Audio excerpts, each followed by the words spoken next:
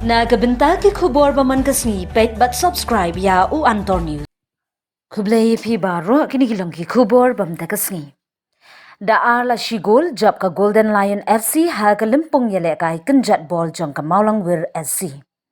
Ka Golden Lion Football Club minta kasni kala Korea ka nam job hadin bakala pelim no persya ya ka Shillong la jong Football Club da la shigol ha ka lympung ïalehkai kynjatbol ka platip kum ka 26 Mawlangwir Football Invitation Tournament arhajar arpulai arhajar arpusau.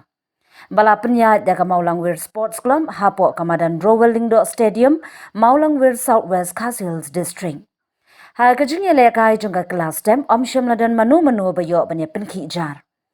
Ha ka kelamin ka Shillong la jong FC kalayo ban thep ka gol baningkong ha ka minute ka basan penriu lingba ufigo sendai kat ba ka Golden Lion FC kalayo ka gol na ushin soktung ha ka minute ka ba nyopsan bat ka gol ka ba ar na uji nong tdu ha ka minute ka ba khandai pho plus ar minute.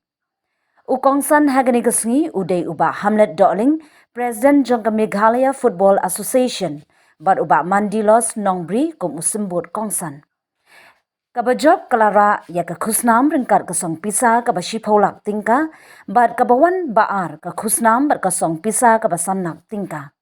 Kanam best player kalit si Shillong la jong u Colin Ningdo, u best goalkeeper si Padam Chetri, top scorer jong ka tournament day ushin sa oktung jong ka Golden Lion FC. Ini di persian jongi nilapan sesya ikon semagi bertibet jeng ulai bat ïalehkai football. Nama kali tuai pi kejelas di lembar kini di unik bagi pulang nisayo ika tim ke pakai ba nangni sekmat. Dalam ganggang yang di kersan seperti di paiba yang kini di ASEAN per bagi terparu bagi kersan yang kebedia position kenapa kenala rupiah seberang hagbere bagi tumujungi bagi tieu yang bol hagbere stage bro away. Dari yang semua sorgan song sesi yang kublai bagi bol yang di art league team yang Lajong Football Club berkem juga yang Golden Lion Football Club.